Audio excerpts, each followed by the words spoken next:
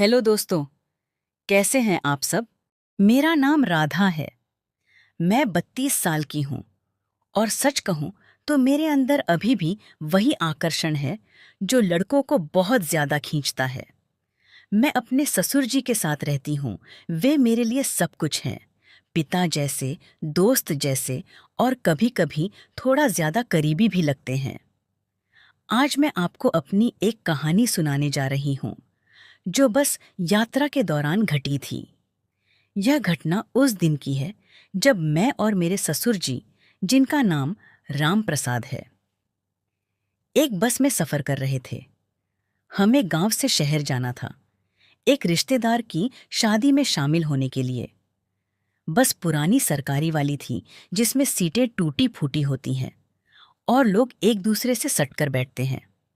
सफर काफी लंबा था, लगभग 11 से 13 घंटे का, क्योंकि रास्ता पहाड़ी था और बस धीरे धीरे चलती थी। मैंने नीले रंग की साड़ी पहनी थी जो मेरे शरीर पर बहुत अच्छी लगती है। ससुर जी ने कुर्ता पायजामा पहना था। वे हमेशा ऐसे ही सादे लेकिन मजबूत दिखते हैं। उनकी उम्र करीब 58 साल की होगी, लेकिन शरीर अभी भी कसा हुआ है, जैसे गांव के मेहनती काम से बना हुआ हो। बस स्टैंड पर हम पहुंचे और बस में चढ़ गए। सीटें लगभग भरी हुई थीं, लेकिन हमें साइड वाली 2 सीटें मिल गईं जहां 2 लोग साथ बैठ सकते हैं। मैं खिड़की वाली सीट पर बैठी और ससुर जी मेरे बगल में। बस शुरू हुई और धीरे धीरे रफ्तार पकड़ने लगी। बाहर पहाड़ नजर आ रहे थे, हरे भरे, और हवा ठंडी ठंडी आ रही थी।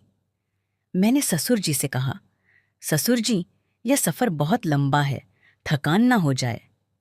वे मुस्कुराए और बोले, बेटी, तू चिंता मत कर, मैं तेरे साथ हूं। अगर थकान लगे तो मेरे कंधे पर सिर रख लेना। उनकी यह बात सुनकर मुझे थोड़ा अजीब लगा, लेकिन अच्छा भी लगा। बस चलती रही और हम बातें करने लगे। ससुर जी ने पूछा, राधा, तू आजकल कैसी है? घर में अकेलापन तो नहीं लगता? मैंने कहा, नहीं ससुर जी, आप है ना। लेकिन कभी कभी रातें बहुत लंबी लगती हैं, नींद नहीं आती। वे बोले, हाँ, मुझे भी ऐसा ही लगता है, लेकिन हम साथ हैं, एक दूसरे का सहारा है। अगर कभी कोई जरूरत पड़े तो बता देना, मैं सब संभाल लूंगा। उनकी बातों में गहराई थी, जैसे वे मेरी हर परेशानी दूर करना चाहते हो। मैंने मुस्कुराकर कहा, हाँ ससुर जी, आपका सहारा ही तो मेरे लिए सब कुछ है। बस में थोड़ी हलचल हुई क्योंकि रोड खराब था। बस हिचकोले खा रही थी और मैं इधर उधर हो रही थी। एक बार तो मैं ससुर जी की तरफ झुक गई और मेरा कंधा उनके कंधे से टकरा गया। वे बोले, आराम से बैठ बेटी, अगर जरूरत पड़े तो मेरी गोद में सिर रख ले। मैंने सोचा, यह क्या बोल रहे हैं, लेकिन वे हंसते हुए बोले, मतलब मेरे पैरों पर नहीं, बस कंधे पर। मैं हंस पड़ी, लेकिन दिल में एक अजीब उनके मुंह में डाला और वे चबाते हुए बोले, वाह, तेरे हाथों का स्वाद अलग ही है। फिर बस में अंधेरा होने लगा क्योंकि शाम हो रही थी। लाइटें जल गईं। ससुर जी ने कहा, राधा, अगर नींद आए तो सो जा, मैं जागता रहूंगा।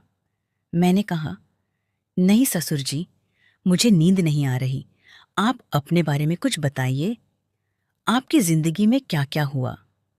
वे बताने लगे अपनी जवानी की कहानियां, कैसे गांव में काम करते थे, कैसे मेरे पति को बड़ा किया। लेकिन बीच बीच में वे कहते, बेटी, तू मेरी तरह मजबूत बन, शरीर को कसा रख। मैंने पूछा, कैसे ससुर जी? वे बोले, रोज व्यायाम कर जैसे मैं करता हूँ, सुबह दौड़ना और शाम को थोड़ा वजन उठाना। उनकी बात सुनकर लगता था जैसे वे मेरे शरीर की बात कर रहे हों, लेकिन असल में वे सिर्फ सेहत की बात कर रहे थे। फिर बस एक ढाबे पर रुकी, लेकिन हम नहीं उतरे क्योंकि सीट छूट जाती। बस में ही बैठे रहे। वहां से कुछ लोग चढ़े और बस और ज्यादा भर गई। अब एक आदमी हमारे पास खड़ा था। ससुर जी ने कहा, बेटी, तू खिड़की की तरफ सरक जा, मैं बीच में बैठता हूं ताकि कोई तेरे करीब ना आए। उनकी यह देखभाल अच्छी लगी, लेकिन हम थोड़े और क्लोज हो गए। मेरी जांघ उनकी जांघ से छू रही थी क्योंकि सीट छोटी थी।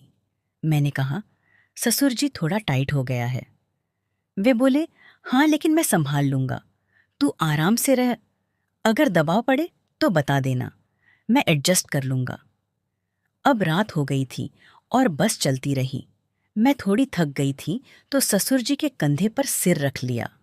वे बोले, आराम से रख बेटी, मैं हिलूंगा नहीं। उनकी सांसें मेरे बालों में लग रही थीं और दिल में एक अजीब सी फीलिंग आ रही थी, क्या होगा अगर। लेकिन नहीं, ससुर जी ऐसे नहीं है।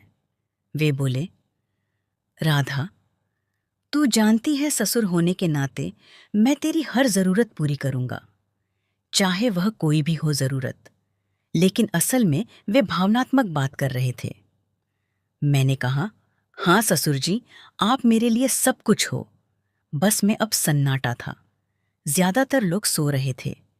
ससुर जी ने मेरी तरफ देखा और कहा, बेटी, तेरी साड़ी थोड़ी सरक गई है, संभाल ले। मैंने देखा, पल्लू थोड़ा नीचे आ गया था। मैंने ठीक किया। वे बोले, तू कितनी सुंदर है, जैसे कोई फूल, मैं तेरी रक्षा करूंगा। हमेशा सुंदर और रक्षा लगा था, जैसे वे कुछ और कहना चाहते हो, लेकिन नहीं कहा।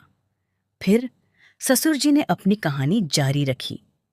कैसे उनकी शादी हुई, कैसे वे अकेले हो गए, कैसे वे अकेले हो।